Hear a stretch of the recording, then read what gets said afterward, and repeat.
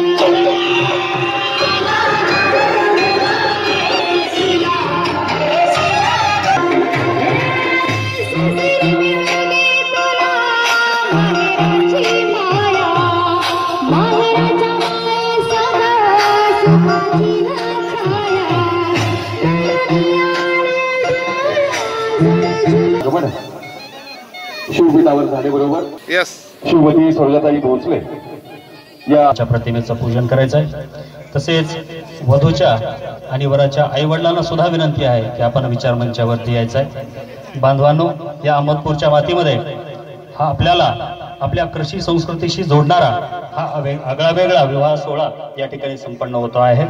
या विवाह सोहळ्यासाठी वेळातला वेळ काढून जे मान्यवर राजकीय क्षेत्रातले असोत, सामाजिक क्षेत्रातले असोत, शैक्षणिक सांस्कृतिक क्षेत्रातले असोत किंवा उद्योजक असतील, या सर्व मान्यवरांचं मी या ठिकाणी शेळके परिवार आणि जगताप परिवार या दोन्ही परिवाराच्या वतीनं मनस्वी शिवस्वागत करतो। विराजमान व्हायचं आहे। वधू आणि वराचे आई वडील कृपया आपल्याला विनंती आहे आपण विचार मंचावरती यायचं आहे। विनंती आहे आपण विचार मंचाच्या डाव्या बाजूला येऊन उभं राहायचं आहे आणि त्यानंतर पुष्पहार एकमेकाला वधूवर घालतील आणि हा विवाह सोहळा संपन्न होईल। मी वधूवरांच्या आई वडिलांना विनंती करतो की आपण विचार मंचावरती स्थानापन्न व्हायचं। माऊली गे तुला वंदनाही, जिजा माऊली गे तुला वंदनाही, तुझ्या प्रेरणेने दिशा मुक्तदाही, जिजा माऊली गे तुला वंदनाही, भयातून मुक्ती मिळाली जनांना, गुलामी कुणाला कुणाचीच नाही, नसे दुःख कोणा नसे न्यून कोणा, फुलांना मुलांना नसे दैन्य काही, जिजा माऊली गे तुला वंदनाही, तुझ्या संस्कृतीने गे तुला वंदनाही, जिजा माऊली गे तुला वंदनाही, जिजा माऊली गे तुला वंदनाही। जय जिजाऊ, जय शिवराय। करतो की आपण या शिवविवाह सोहळ्याचं प्रास्ताविक करायचं. मंडळी, मराठा सेवा संघाच्या प्रेरणेतून गोपाळ पाटील आणि दिवंगत सोपानराव कदम जगताप बावलगावकर यांच्या सहकार्याने अहमदपूरमध्ये हा आगळा वेगळा शिवधर्मी विवाह होतोय. तुमच्या मनामध्ये अनेक प्रश्न असतील. एवढा मोठा माहोल जमलाय, आवाळ आलाय, लग्न लावायचं सोडून हे कुठं भाषण करायला. मित्रांनो,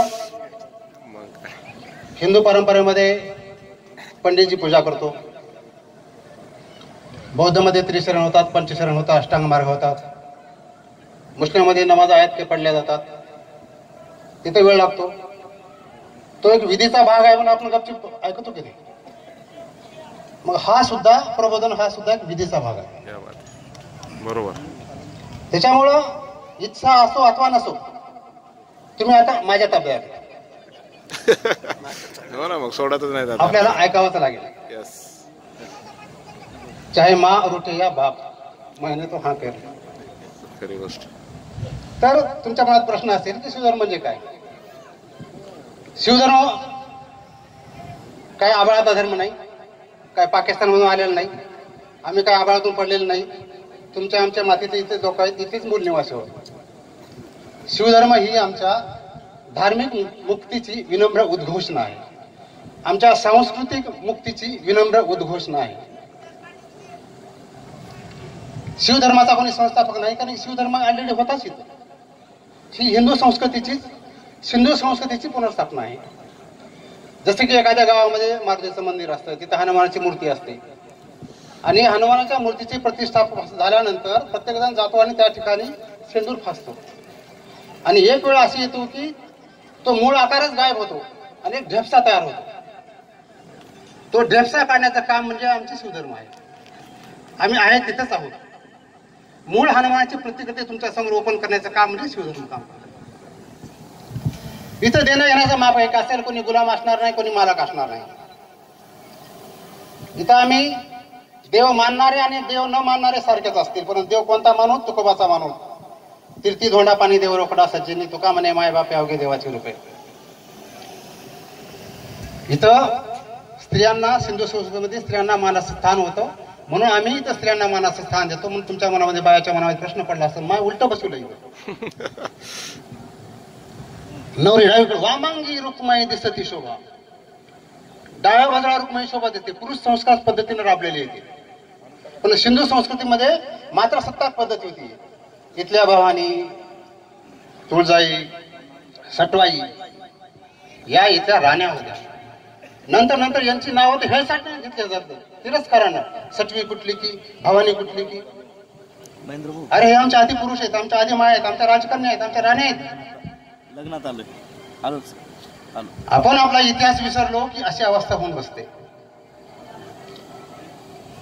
म्हणून या सर्व माध्यांचं पुनर्स्थापना करण्याचं काम म्हणजे शिवधर्म. तुमच्या मनामध्ये अनेक प्रश्न पडले असतील. एवढा धर्म हिंदू धर्म असताना वेगळ्या पद्धतीने लग्न लावायची काय गरज आहे? पारंपरिक पद्धतीमध्ये काय आणि इथं काय नाही.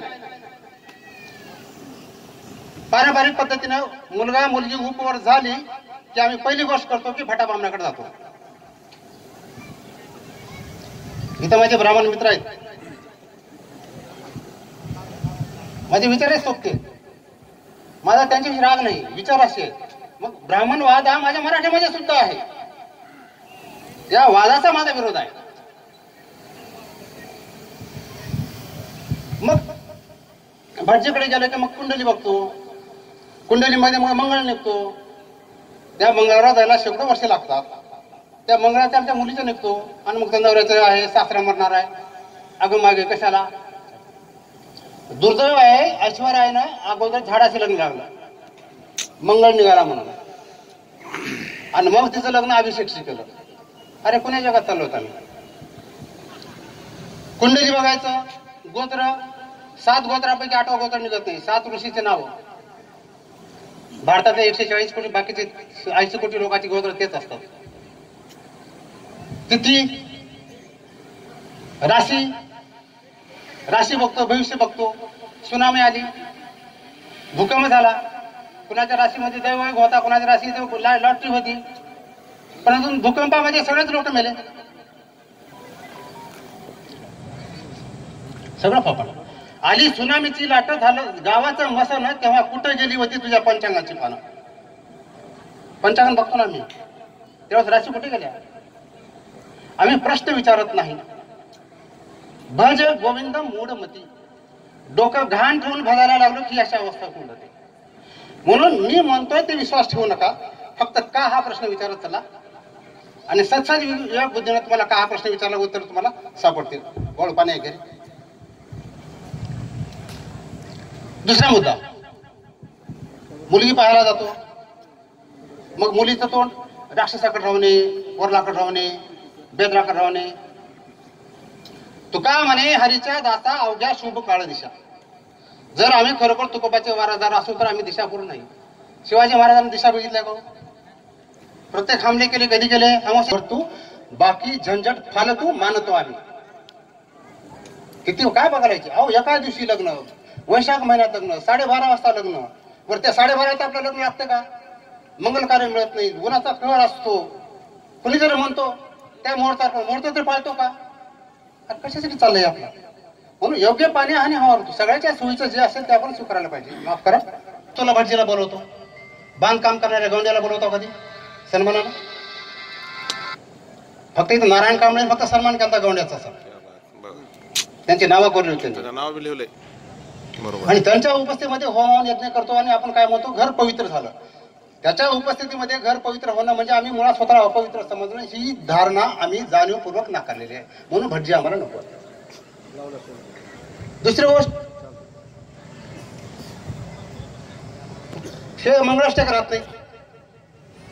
मधुपर्क पूजन करण्यात येत आहे. मधुपर्क म्हणजे गाईच्या मांसाचा गोळा. तो म्हणतात आम्ही मानतो मधुपर्क पूजन करा. पूर्वी तर गाई खाली जातं, बैल खाली जायचे, ते आम्ही नाकारलं. अक्षता का नको? अक्षता, माझा बाप शेतकरी आहे, आपल्या बहुतांश लोकांचे बाप शेतकरी आहेत.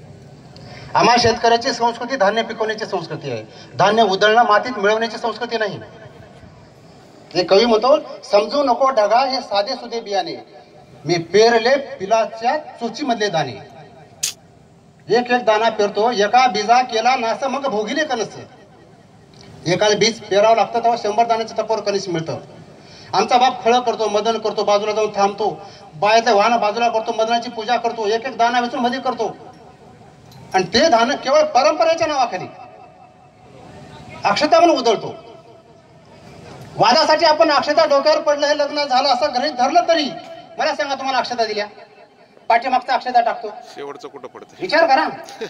अक्षता समोरच्या डोक्यावर पडतात. म्हातारे बसले, त्यांचं लग्न झालं. नातू पोरग बसले, त्यांचं लग्न झालंय. इकडे म्हातारी बसले, त्यांचं लग्न झालंय. तुम्ही टाकलेल्या अक्षता इथपर्यंत पोहोचतच नाहीत. पर्याय म्हणून फुलं दिले, पण फुलं तरी येतात का? म्हणून नाही. परंपरेच्या नावाखाली हजारो टन अन्न आम्ही मातीत मिसळतो. मेळघाटामध्ये, आदिवासी भागामध्ये अन्न करून लोक उपाशी मरतात, तरी आम्हाला काय करू येऊ नये. म्हणून ही परंपरा अन्न नासवण्याची, माझ्या शेतकरी बापाचा अपमान करण्याची प्रवृत्ती आम्ही नाकारलेली आहे. म्हणून आम्ही अक्षता टाकत नाही.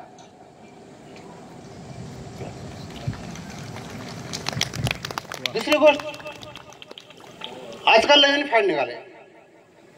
लग्न आले की शिवाजी महाराजांची आरती केली जाते. शिवाजी महाराज दैवत म्हणतात, जशीची भावना असतात. बौद्ध लोकांनी बाबासाहेबांना दैवत मानले का? गौतम बुद्धाला दैवत मानले का त्यांनी? महापुरुष म्हणतात. शिवाजी महाराजाला दैवत म्हणणे म्हणजे आपल्याला चांगुलपणा वागण्याची सवय देणं नको. लोकांच्या माया बहिणीचा सत्कार करणं देवाचं काम, आपलं काम. आम्ही तर बलात्कारच करणार. अरे तो 5-7 फुटाचा माणूस, 50 किलो वजनाचा माणूस, तुमच्या आमच्या हाडामासासारखा माणूस एवढं करून ते करू शकतो. शिवाजी महाराजांचा दैवत म्हणले की त्यांच्यापासून प्रेरणा घेण्याची शक्तीच नाहीशी होते. शिवाजी महाराजांची प्रेरणा मिळवणे अरे देवाचं काम आहे. ते देव आले की, पुजारी आले की रोजगार हमी योजना सुरू झाली. नाही. म्हणून शिवाजी महाराजांना दैवत करू नका. तो आपले महापुरुष आहेत, त्यांच्यापासून आपल्याला प्रेरणा घ्यायची म्हणून करतो. म्हणून मंडळी अधिक वेळ घेत नाही.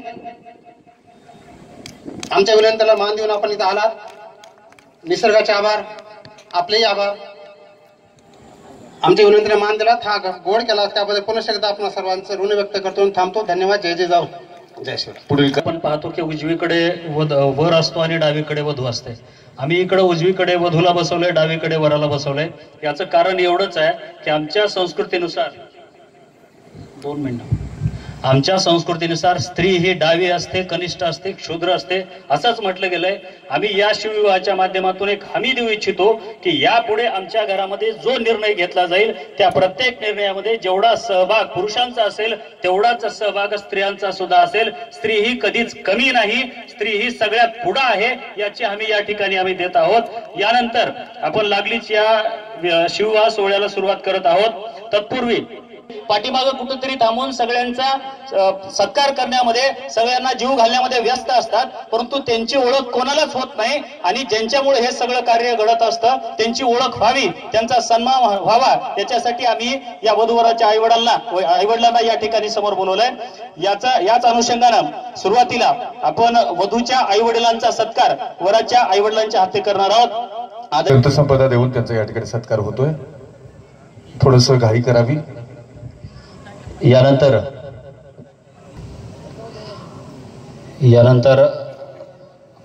वराच्या आईवडिलांचा देखील या ठिकाणी सत्कार होईल. नंतर वधूचे मामा, आपल्याला विनंती आहे की आपण आदरणीय गोपाळ भाऊंचा सन्मान करायचा होतील. पंचक म्हणणाऱ्या समूहाला विनंती आहे आपण उपस्थित राहायचं आहे.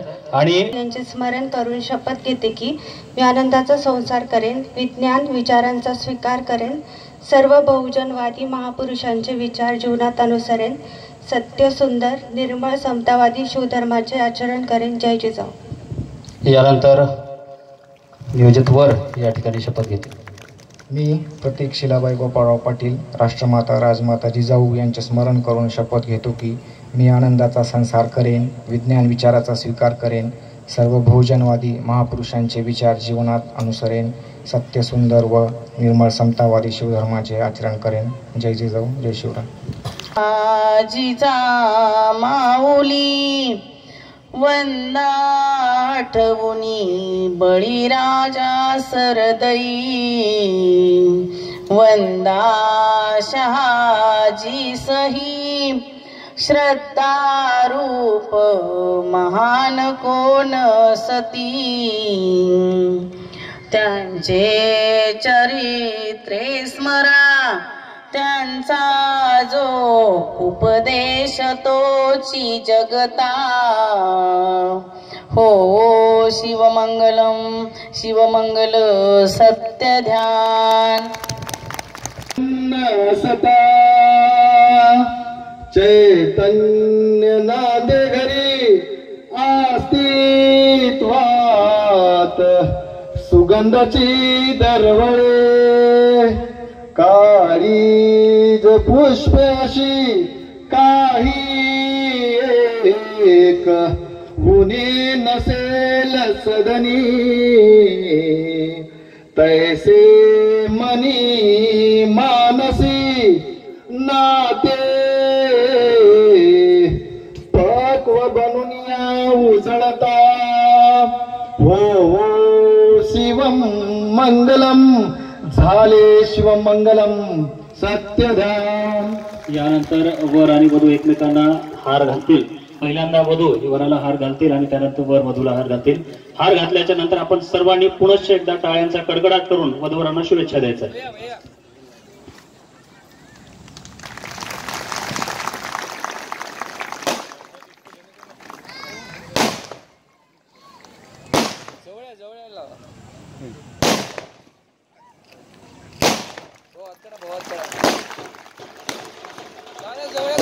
जोरदार टाळ्या वाजवून आपण दोघांचं या ठिकाणी अभिनंदन करूया. आणि सर्वांना विनंती, उजव्या बाजूला पुरुष मंडळींची जेवणाची व्यवस्था करण्यात आलेली आहे. या सभा मंडपाच्या पाठीमागच्या बाजूला हॉलमध्ये महिलांची व्यवस्था करण्यात आलेली आहे.